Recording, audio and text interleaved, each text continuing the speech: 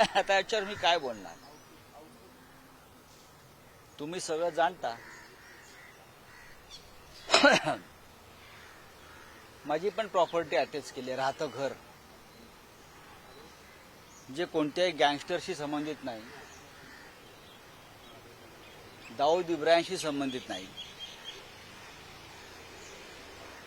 पण मी भारतीय जनता पक्षाबरोबर गेलो नाही किंवा मी पक्षांतर केलं नाही.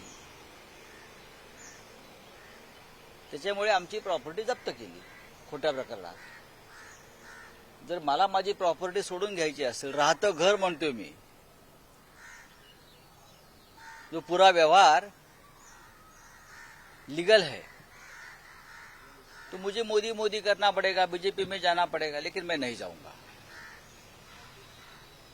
इसीलिए तो सभी ने पार्टी छोड़ी ना. अब ईडी की ये प्रतिष्ठा का सवाल है. मैं जो कहता हूं ना, ईडी सीबीआई ये बीजेपी की एक्सटेंडेड ब्रांच है. अब प्रफुल्ल पटेल को मंत्री बनना है, उससे पहले ये नरेंद्र मोदी, अमित शाह जी ने इकबाल मिर्ची की प्रॉपर्टी प्रफुल्ल भाई को वापस दे दी. मुझे आनंद है. यही नियम, यही कानून अगर और लोगों को भी लगाते हैं, और जिसके ऊपर इसी अन्याय तरीके से जब्ती की कार्रवाई की है, दबाव की कार्रवाई की है, उनको भी यही न्याय मिलना चाहिए ना. सिर्फ प्रफुल्ल भाई पटेल क्यों? प्रफुल्ल भाई पटेल के साथ हमारा कोई व्यक्तिगत नहीं है दुश्मनी, लेकिन सबको एक न्याय लगाइए ना. कानून एक है ना, ईडी सबके लिए है ना. तो ये ईडी के प्रतिष्ठा,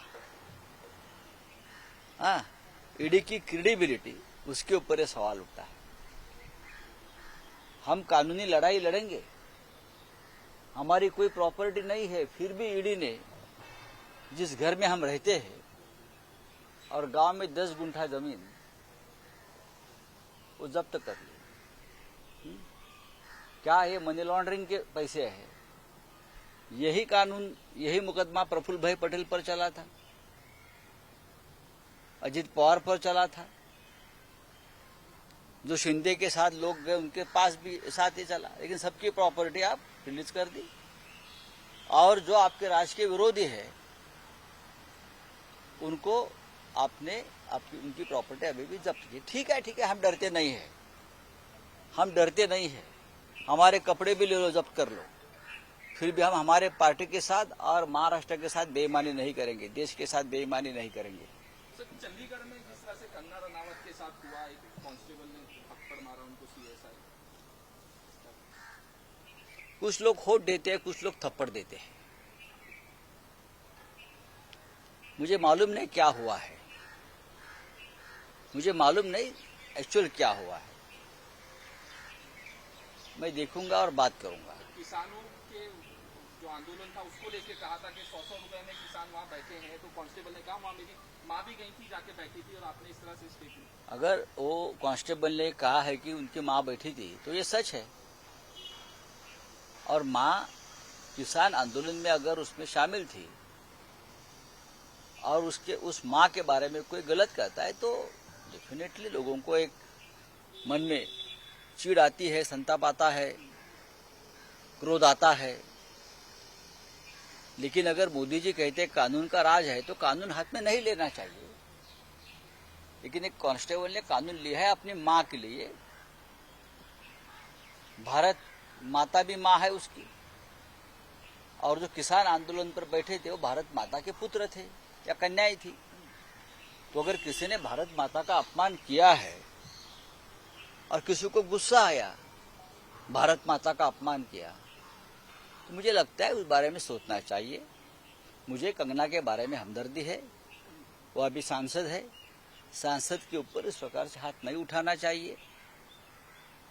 लेकिन किसानों का सम्मान इस देश में होना चाहिए. किसान की कन्या हो, किसान के पुत्र हो, चाहे कोई भी हो. लेकिन लोगों के मन में कितना गुस्सा अभी भी है ये समझ लेना चाहिए। जैसे कि मुंबई में कंगना ने मुंबई को पाकिस्तान कहा तो लोगों का गुस्सा था कि गुस्सा आने का अधिकार सिर्फ आपको नहीं है, हमको भी है ना। लेकिन एक सांसद पर हाथ उठाना इस प्रकार से ये ठीक नहीं है, वो सांसद है। एनडीएच्या बैठकीला महाराष्ट्रातले महायुतीचे नवनिर्वाचित खासदार दिल्लीत पोहोचले आहेत. भाजपचे नेते सुद्धा पोहोचत आहेत आणि 9 तारखेची तयारी आता सुरू आहे. करू द्या ना, नाकी 9 येतील सरकार चालवताना. ते 9 तारखेला शपथ घेतात का 8 तारखेला घेतात? हा, नाकी 9 येईल सरकार चालवताना. मुळात इंडिया आहे कुठे? चंद्राबाबू आणि नितीश कुमार. नीतीश बाबू तो सबके हैं और चंद्रा बाबू भी सबके हैं ना। आज आपके हैं, कल हमारे होंगे। अब देखो, आज ही अग्निवीर को विरोध किया है केसी त्यागी जी ने, जेडीयू ने। मोदी जो जो बातें लाना चाहते थे चुनाव प्रचार में, सभी, चाहे समान नागरिक कानून हो या सबको विरोध किया है। कल ये लोग राम मंदिर को भी विरोध करेंगे। चंद्रा बाबू तो मोदी जी कह रहे थे ना प्रचार में, अगर कांग्रेस और हम लोग सत्ता में आए तो मुसलमानों को रिजर्वेशन देंगे। चंद्रा बाबू तो मुसलमानों के रिजर्वेशन के हक में है, तो आप क्या करोगे? ऐसे बहुत से मुद्दे हैं जिस पर अभी चर्चा होने बाकी है। मैं बार बार कहता हूं, सरकार बनाने का पहला अधिकार ये लोगों का है। मोदी जी के पास बहुमत नहीं है, भारतीय जनता पार्टी के पास बहुमत नहीं है। भारतीय जनता मोदी जी कहते थे मैं कांग्रेस मुक्त भारत करूंगा, लेकिन हम सभी ने मिलकर बहुमत मुक्त बीजेपी को बनाया है, बहुमत मुक्त भाजपा।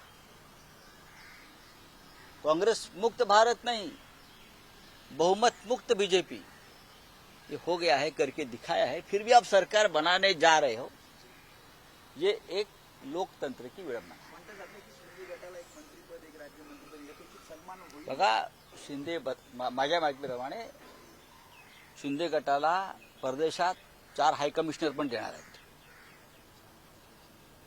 स्वित्झर्लंड, इंग्लंड, अमेरिका, इकडे जे हाय कमिशनर नेमणार आहेत ते शिंदे गटाचेच नेमणार आहेत. बरं, लक्झमबर्ग त्यांनी मागितलेत आम्हाला 4 हाय कमिशनर द्या म्हणून. अजून काय काय मागणार आहेत मला माहित नाही. युनोमध्ये मेंबरशिप पण मागतील ते. चोऱ्या माऱ्या करून निवडून आलेले लोक आहेत. चोरलेला पक्ष, चोरलेलं चिन्ह, चोरलेले विजय, अमोल कीर्तिकरांसारखे. हा, आता उरलेले 4-5 खासदार आहेत, त्यांना कुठेतरी हाय कमिशनर वगैरे असे पाठवतील. कॅनडा. फार हुशार लोक आहेत ना हे, फार हुशार लोक आहेत, उच्च शिक्षित लोक आहेत. हा, त्याच्यामुळे काही दिवसांनी येईल शिंदे गटाचे 2-3 लोक हे हाय कमिशनर म्हणून त्यांची नेमणूक झाली. हा, नाही, दिल्लीत गेले आहेत. अमित शहाची ते भेट घेत आहेत. असं आहे की हा त्यांच्या पक्षांचा अंतर्गत विषय आहे. महाराष्ट्रातून कोणी जाऊन त्यांच्या पक्षाच्या नेत्यांना भेटावं, त्याच्यावरती आम्ही कसं काय बोलणार ना. त्यांच्या पक्षाच्या घडामोडी दिल्लीत सुरू आहेत, महाराष्ट्रात घडामोडी सुरू आहेत. महाराष्ट्रात भारतीय जनता पक्षाचा दारुण पराभव झालेला आहे. आता जिथे पराभव झाला आहे त्या पक्षाच्या नेतृत्वाला दिल्लीत बोलवलं जातं, त्यांचा हायकमांड दिल्लीत आहे. आता आमच्याकडे सुद्धा महाराष्ट्रात जिथे जिथे पराभव झाला त्याची आम्ही मीमांसा करणारच.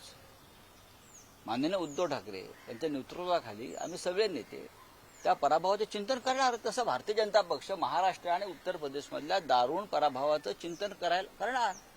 ही महाराष्ट्रात आपण काय करायला गेलो आणि झालं काय याच्यावरती चिंतन होईलच. आणि पराभवाला जबाबदार कोण याच्यावर चर्चा करतील. त्यांच्या पक्षाचा अंतर्गत विषय आहे. महाविकास आघाडीमध्ये जे यश मिळाले त्यात काँग्रेसला यश मिळाले जास्त आणि त्यामुळे फक्त माप आता विधानसभेत. मी असं म्हणतो, असं कोणी म्हणत असेल तर ती मूर्खता आहे. आम्ही सगळ्यांनी महाविकास आघाडी म्हणून काम केलं. कोणाच्या जागा जास्त येतील कमी येतील हा विचार आम्ही कधीच केला नाही. आम्हाला इंडिया आघाडीला जास्तीत जास्त जागा महाराष्ट्रातून मिळवून द्यायच्या आहेत. हा, या ध्येयानं, उद्देशानं आणि जिद्दीनं शिवसैनिकांनी सर्वत्र काम केलं. तशा आमच्या सूचना आणि आदेश होते. आम्ही सगळे, काँग्रेस असेल, राष्ट्रवादी असेल, शिवसेना असेल, मोठा भाऊ काँग्रेस असेल. इथे कोणी लहान आणि मोठा भाऊ नाहीये. हा विषय एकदा भारतीय जनता पक्षानं काढला होता. नाना पटोले अजून हा विषय एकदा बीजेपीने आमच्या बाबतीत काढला होता, बरं का. तेव्हा त्याला आम्ही जे उत्तर दिलं आहे, प्रत्येकाचं डीएनए चेक करावं लागेल बायोलॉजिकली, कोण आधी जन्माला आलं ते. वारंवार तुम्ही म्हणत होतात लोकसभेच्या वेळेस की मोठा भाऊ शिवसेना. प्रश्न तो नाही. महाराष्ट्रामध्ये शिवसेनाच राहील. महाराष्ट्रात शिवसेना एक महत्वाचा पक्ष आहे, तो राहील. आम्ही अत्यंत संघर्ष आणि संकटातून हा पक्ष परत निर्माण केला, उभा केला आणि जागा लढवल्या. काँग्रेस समोर तसं संकट नव्हतं. त्यांचं चिन्ह, त्यांचा पक्ष हा तेथेच होता. आम्ही सगळ्यांनी महाराष्ट्रामध्ये प्रत्येकाला एकमेकांना मदत केलेली आहे. नाना पटोलेंनी आणि काँग्रेसने शिवसेनेच्या प्रचारासाठी रान उठवलं. शरद पवार साहेबांनी शिवसेना आणि काँग्रेससाठी प्रचार केला. उद्धव ठाकरे आम्ही सगळ्यांनी काँग्रेस राष्ट्रवादीसाठी प्रचार केला. म्हणून हे एकत्रित सामुदायिक यश मिळू शकलं आणि विधानसभेला सुद्धा याच पद्धतीनं आम्ही 180 ते 185 जागा जिंकू. जागा कोणाला अधिक आहे? सेनेला? बसू द्या ना आम्हाला. अजून त्यांचं सरकार बनायचं आहे, आम्हाला बसू द्या ना. महाराष्ट्रामध्ये जेवढ्या जागा आहेत, जो जिंकेल त्याची जागा आहे, आमचं धोरण आहे. सर जेबीसी की मांग कर रहे हैं राहुल गांधी जिस तरीके आप देखिए ट्वीट, इनफैक्ट आज देवेंद्र फडणवीस का भी ट्वीट आया है. ये बोला जा रहा है कि कांग्रेस ने झूठे प्रॉमिसेस देकर महाराष्ट्र को जीता है. तो मोदी जी ने क्या किया? मोदी जी तो झूठों के सरदार है ना, और आप उनके छोटे सरदार हो भाई. एक बड़ा राजन, एक छोटा राजन. तो इस देश में झूठ की राजनीति करने की नींव किसने रखी? नरेंद्र मोदी और अमित शाह ने रखी है. तो आप हमको क्या सर झूठ की बात बताते हो? आप बताइए क्या है? सर जेबीसी की मांग कर रहे हैं राहुल गांधी. शेयर मार्केट जिस तरीके से देखिए, अमित शाह जी का असली जो काम है, व्यवहार और व्यापार धंधा बिजनेस जो होता है ना, ऐसे हम पत्रकार है. कोई डॉक्टर होता है, कोई इंजीनियर होता है राजनीति में. मोदी जी चाय बेचते थे, चाय वाला है. बाला साहब ठाकरे कार्टूनिस्ट थे. तो अगर किसी ने बहुत बार पूछा है अमित शाह जी को कि आपका व्यवसाय क्या था, तो बोला मैं शेयर मार्केट में काम करता था और मुझे स्टॉक मार्केट की अच्छी जानकारी थी और मैं अच्छा पैसे भी कमाता था. ये अमित शाह ने बार बार कहा है. तो गृह मंत्री होने के बाद भी अमित शाह जी शेयर मार्केट ही चलाते रहे हैं और हमेशा पैसे बनाते रहे हैं उनके दोस्तों के लिए. और कल भी जो हुआ है 30 लाख करोड़ का, जो राहुल गांधी जी ने कहा है 30 लाख करोड़ का कल घोटाला हुआ है शेयर मार्केट में. पैसा किसके लिए था, कौन कंट्रोल कर रहा था, उसका जवाब अमित शाह साहब ने देना चाहिए. वो गृह मंत्री है और वो खुद शेयर बाजार का उनका पुराना नाता है. तो ये उनकी जिम्मेदारी. चलिए, thank you very much. Patil से पूछा गया कि अजीत पवार गुट के एमएलए उनके टच में है, तो उन्होंने कहा कि मेरा फोन का इस्तेमाल ज्यादा हो गया है, फोन आ रहे हैं लेकिन सही टाइम पे बताया जाएगा. शिवसेना आपके से भी कुछ टच में है वहाँ? आपको सब पता चलेगा, धीरे धीरे सब कुछ सामने आ जाएगा, कौन किसके टच में है और कौन अनटचेबल है. सर, अभिषेक बैनर्जी आए थे कल, आप भी वहाँ मौजूद थे. सर, किस प्रकार की चर्चा? देखिए, अभिषेक बैनर्जी और डेरेक ओब्रायन जी तृणमूल कांग्रेस के वरिष्ठ नेता है, वो आए थे. ममता जी ने उन्हें खास भेजा था उद्धव जी से मिलने के लिए. जरूर बातचीत हुई है, आपके नेताओं से भी बातचीत कल हुई है और भी इंडिया ग्रुप के जो हमारे सदस्य हैं उनसे बातचीत हुई है. अब ये बातचीत चलती रहेगी और जरूर उसमें आपको कुछ ना कुछ फल दिखाएगा.